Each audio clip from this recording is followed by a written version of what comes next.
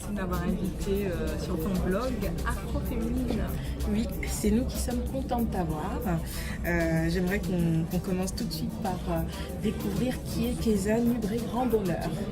Alors, je m'appelle Kéza Nubré-Grand-Bonheur, comme tu viens de le dire. Je suis née en Guadeloupe. J'ai grandi en Guadeloupe et puis après, je suis venue à Paris. Bon, je suis venue plusieurs fois. J'ai fait des allers-retours parce que j'ai fait mes études ici, en Guadeloupe et puis aussi à l'Université de Miami. Donc j'ai créé mon agence qui s'appelle Agence KS Communication. J'ai voulu créer cette agence parce que j'avais envie de développer une activité qui ressemblait à ce que je voulais proposer à un public afro-caribéen. Donc je fais de la communication à 360 degrés, donc c'est-à-dire la communication c'est très vaste, donc il faut informer, faire connaître, valoriser et pour pouvoir faire connaître, informer et valoriser, il y a différents outils.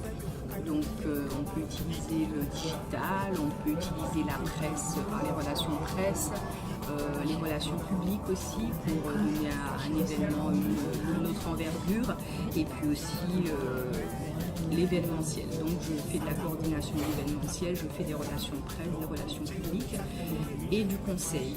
Et donc je conseille mes clients en fonction de leur objectif dans un premier temps et puis après on adapte en fonction du budget.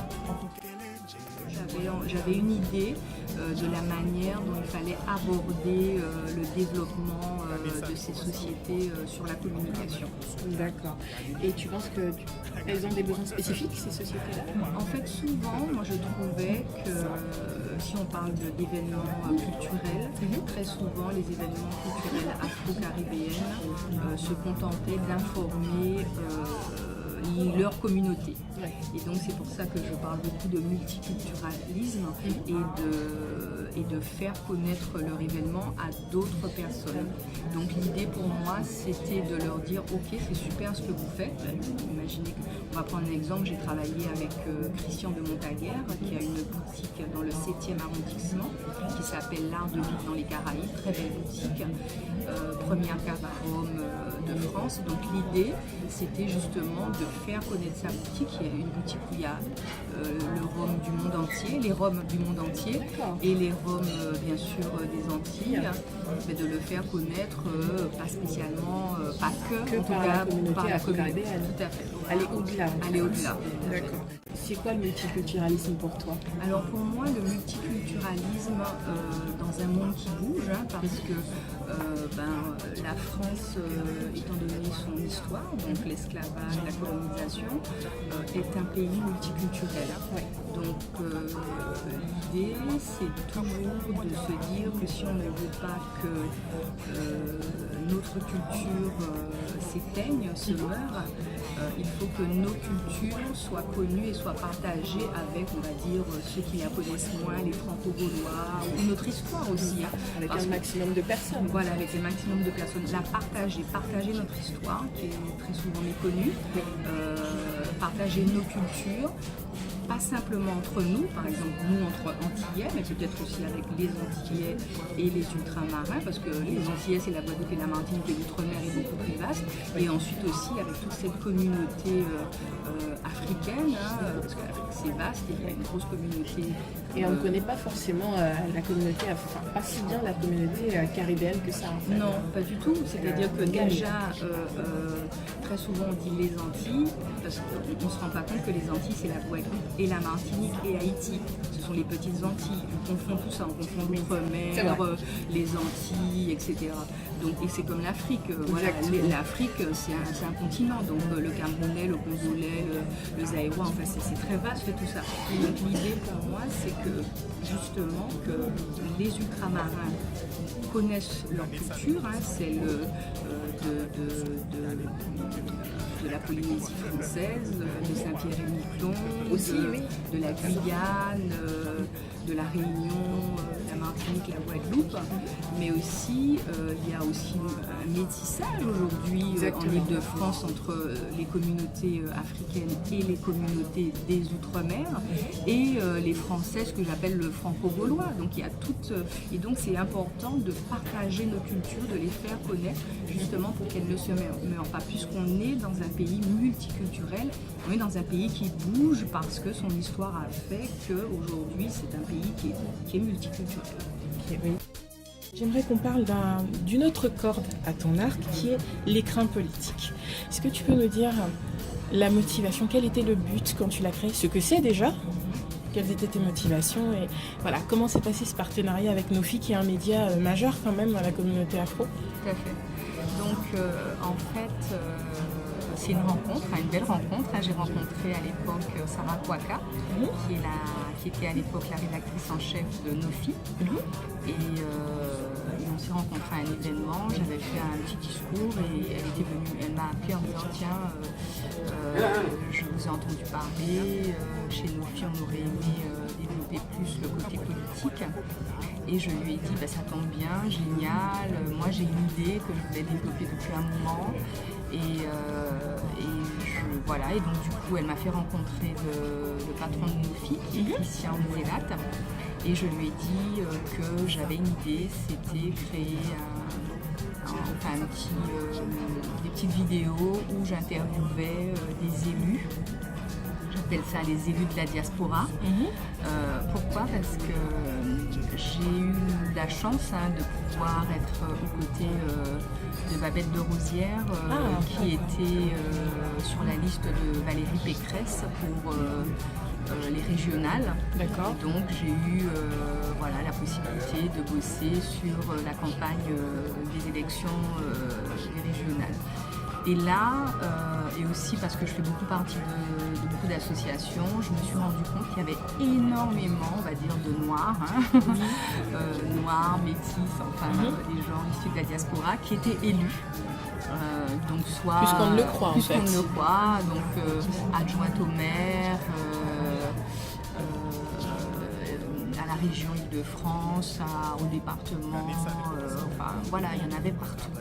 Et ensuite, j'ai eu encore la chance de travailler avec aujourd'hui un député qui s'appelle Olivier Servat, qui était en lice pour la députation, qui fait partie de la République en marche.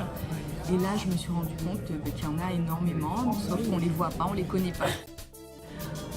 Alors, concernant les objectifs de l'écrin politique, il y en a deux, tu disais. Oui, donc l'écrin, tout à fait. L'écrin politique, pour moi, a deux objectifs. Le premier objectif est plutôt de mettre en lumière toute cette diaspora élue en France, en France hexagonale, parce que c'est vrai qu'on a l'habitude des députés ultramarins qui viennent des Outre-mer. Mais l'idée vraiment, c'est de mettre en lumière, certes, ces élus des Outre-mer, mais aussi ceux qui sont ici en France et qui sont élus de la République, qu'on ne voit jamais. Et le second objectif, c'était vraiment, ça permet de battre en brèche les stéréotypes qui sont récurrents, parce qu'on sait très bien que les stéréotypes ont la vie dure, donc très souvent dans les médias on a tendance à faire une image, on va dire, de cette population noire, de la diaspora, et ne pas mettre en lumière tous ceux qui sont sur le terrain, qui travaillent, comme qui les sont autres. des élus comme les autres. Comme les autres. Donc, voilà. C'est peut-être aussi une manière de les mettre sur le devant de la scène, parce que comme tu disais tout à l'heure, on ne les voit pas souvent. Et si on ne les voit pas, on pense qu'ils n'existent pas, malheureusement. Ou alors on nous en met un et on met celui-là tout le temps, Donc, et alors qu'il y en a énormément. Donc l'idée pour moi c'était vraiment de les rendre visibles. Et je pense en les rendant visibles pour aussi ces jeunes qui ont l'impression que la France est certainement est raciste ou est plus raciste que les États-Unis, grave erreur, parce qu'on n'est pas aussi raciste que les États-Unis. C'était aussi pour leur montrer qu'il y avait la possibilité de faire des choses et donc il ne fallait pas baisser les bras, qu'il fallait laisser les autres parler, mais surtout ne pas baisser les bras et s'engager. S'engager, la société civile est importante et qu'il faut s'engager, il faut travailler, il faut défendre ses convictions. Rien n'est facile, mais il faut y aller. Et il y en a qui y vont, donc pourquoi pas eux? Tout à fait, il y en a qui y vont et ça n'a pas été évident non plus. Et ils y sont. Ils y sont, oui. Voilà. Oui. Et quels ont été les retours? Quel retour tu as eu déjà quand tu les as approchés, ces élus? Comment est-ce qu'ils ont réagi? Très bien, c'était génial. Ouais, j'étais très contente. J'ai fait des propositions. J'ai même eu. Ce qui est pour moi passionnant dans ces rencontres, c'est qu'on découvre des parcours incroyables. J'ai eu la chance de pouvoir interviewer Madame Paul Angevin, qui est ancien ministre. J'ai vu l'interview, elle est super. Qui est ancien ministre, et on découvre certaines choses de son parcours qu'on ne connaît pas. Elle a beaucoup été dans les associations, elle a défendu les Black Panthers, enfin une partie des Black Panthers qui étaient qui avaient exilés. Exilés. Ensuite, j'ai eu aussi une interview que j'ai adorée avec madame, une femme adjointe, première maire adjointe de Saint-Denis.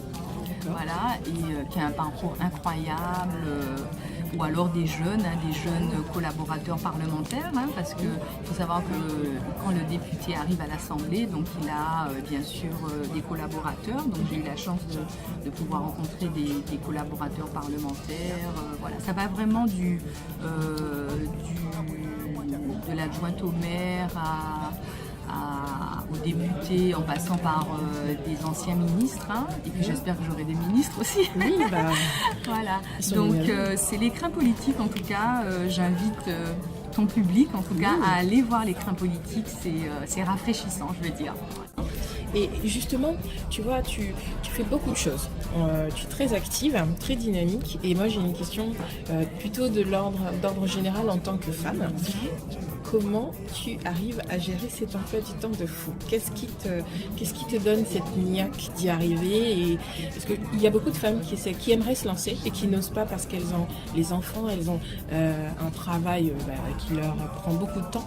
Et donc, elles n'osent pas se lancer dans des associations, dans des entreprises ou dans diverses choses, tu vois. Et j'aimerais savoir toi, comment tu y arrives, parce que ça fait beaucoup là. Alors en fait, je pense qu'il ne faut pas se poser beaucoup de questions. Et je pense que j'y arrive parce que je suis passionnée, parce que j'aime ça. Parce que je pense que si j'aimais pas, j'aurais pas réussi. Je pense que j'aime. Après, il faut accepter que les journées soient longues, il faut accepter qu'on peut être en échec aussi. Moi, j'ai pas de problème avec ça. Des fois, ça marche, des fois, ça marche pas. L'essentiel, c'est d'y aller. Donc en fait, moi je suis maman, ma fille elle a 18 ans maintenant, mais quand je suis arrivée à Paris avec elle, elle avait 18 mois et j'ai toujours fait plein de choses. Ça ne t'a pas empêché en fait, tu n'as jamais eu de frein en fait, Des freins, on en a, il faut les enlever. Des fois c'est difficile, des fois on va moins vite, donc il faut accepter aussi. Moi je dis que de décider d'être entrepreneur ou auto-entrepreneur ou de monter sa société, parce que quand on monte une société, on peut monter une société où on a du personnel, beaucoup de monde à gérer et tout. On peut décider d'avoir une toute petite entreprise et de se débrouiller comme ça. Je pense qu'il est important d'être une Amazone, la guerrière, voilà, une Amazone, d'être organisée, d'être couteau suisse. Alors moi ce que je fais, j'accepte des fois d'être moins efficace que d'autres, je le dis. Alors c'est vrai que j'ai différentes activités parce qu'aujourd'hui, en plus d'avoir mon entreprise, je suis à l'Assemblée nationale à mi-temps. Donc en fait j'ai des cahiers. J'ai un cahier noir pour tout ce qui concerne la politique. D'accord. Et j'ai un cahier rouge pour mon agence, pour tout ce que donc j'écris mes to-do list. Voilà, la to-do list. La to-do list, c'est très important. Et à la maison, j'ai un autre cahier pour ce qui concerne la maison. Donc à la maison, comme je dis, quand je rentre à la maison, je deviens la femme au foyer, donc je dois m'occuper de ma famille. Hein. Je ne dis pas que tous les jours je cuisine, mais le week-end quand même. Ouais, il faut. La semaine, je vais faire des choses plutôt simples, mais le week-end, c'est vrai que c'est un moment important. Pour moi, ma famille, c'est super important.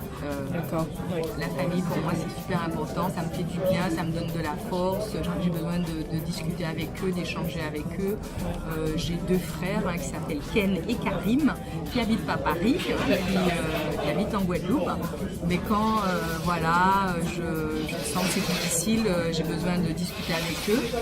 Je discute énormément avec mon papa, donc aussi, qui est en Guadeloupe, mais je parle beaucoup avec mon père quand je suis très angoissée, quand je pense que ça va pas, et donc je parle énormément avec mon père et ma maman aussi. Et sinon à Paris, c'est ma fille et mon mari, voilà. Donc on va dire qu'on se lève très tôt le matin. Qu'on prépare un bon jus d'orange pressé, citron-orange, pour se mettre en forme, pour démarrer la machine. Et puis on enchaîne. Et puis aussi, quand je sens que j'en peux plus, que je suis fatiguée, que j'en ai trop fait. Parce que ça arrive. Parce que ça arrive et il faut l'admettre et il faut savoir dire l'accepter. Allez, l'accepter. Et je ralentis un petit peu. Mais c'est vrai que je fais beaucoup de choses. Il y a des associations qui me tiennent à cœur, comme le CM 98. Pour tous les ultramarins qui ont envie de connaître leur histoire et tout. C'est une association qui fait un travail énorme, CM98. Ils ont créé un site internet qui s'appelle Enchoucage et ça permet d'aller chercher ses origines. Enchoucage. Et donc après, je fais partie du conseil représentatif des Français d'Outre-mer, qui est le CREFOM. Et sinon, depuis peu, je m'occupe un petit peu j'aide un petit peu une association qui s'appelle 50 nuances de noir, qui organise des causeries sur des questions de discrimination, surtout avec les enfants, comment pallier, comment trouver les bonnes réponses sans aller au clash, parce que c'est un vrai problème, la discrimination, et ça peut blesser. Moi, un enfant qui subit des insultes racistes très jeunes, ça blesse, même quand on est adulte. J'aimerais maintenant qu'on passe à une rubrique que j'ai récemment créée et qui s'appelle Questions d'abonnés.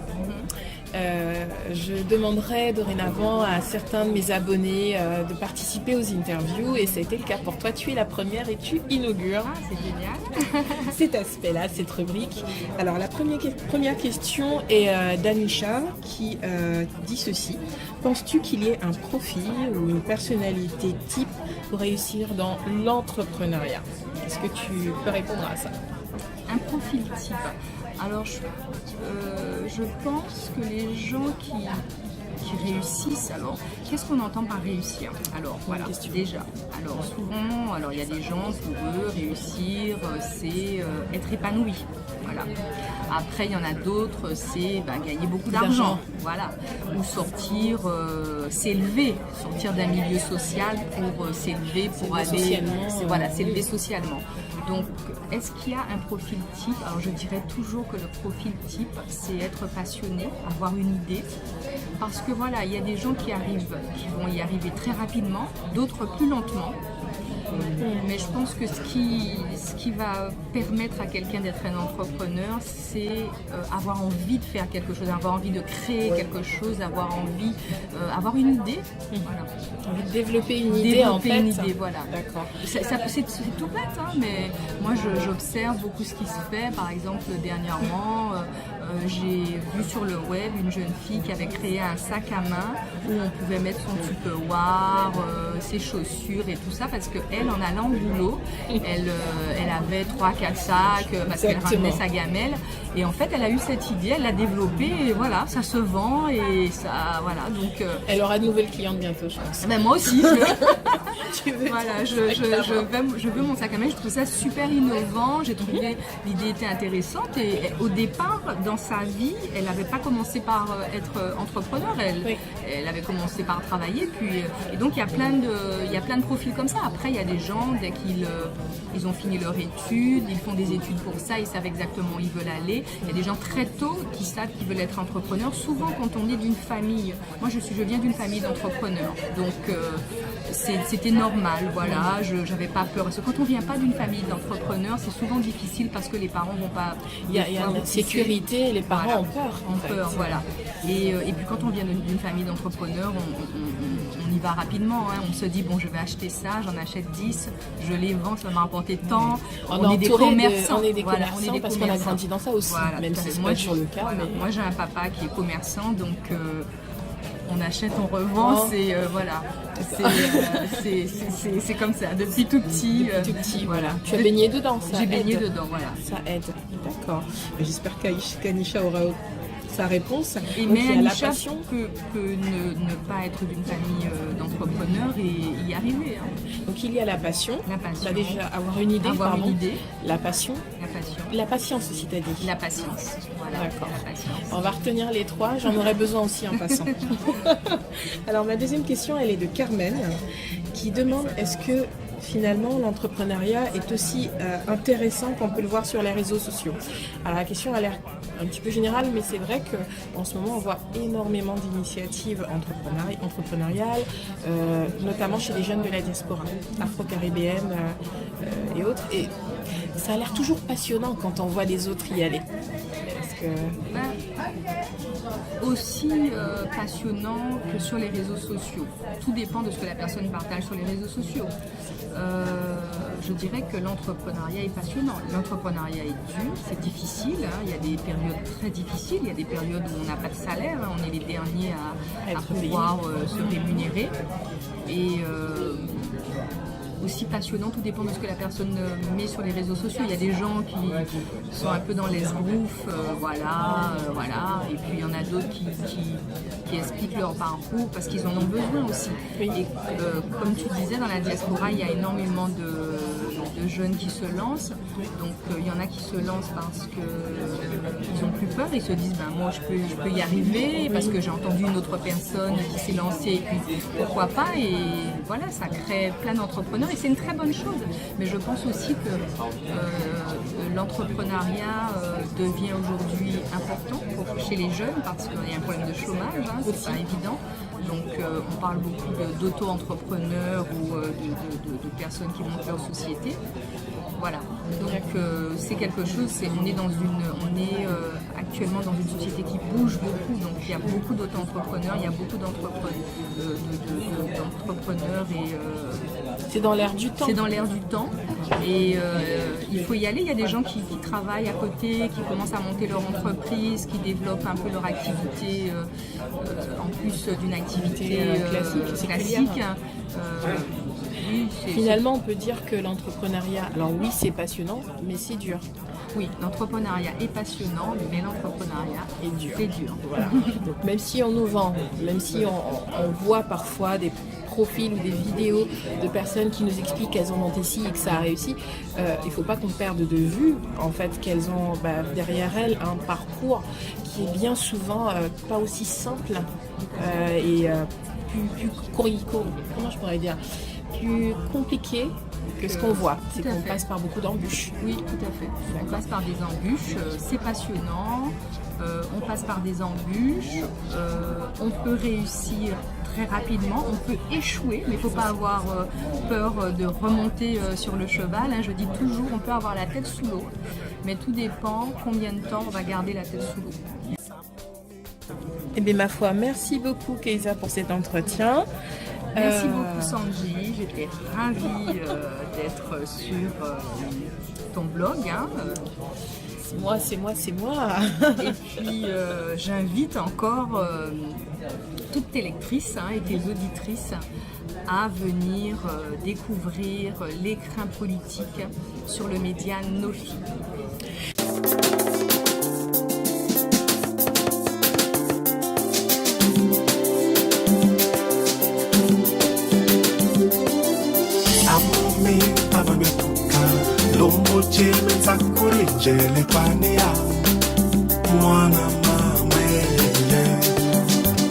Mama ngenda tumsoloya kama chimulana yokele jele kwania chama kululu yangongolo wakandela buwapo kabwena bwadyako kamulula dya nayenda bwadya uvumili mwatuye ngongolo kakalapuwa kabwena bwadyako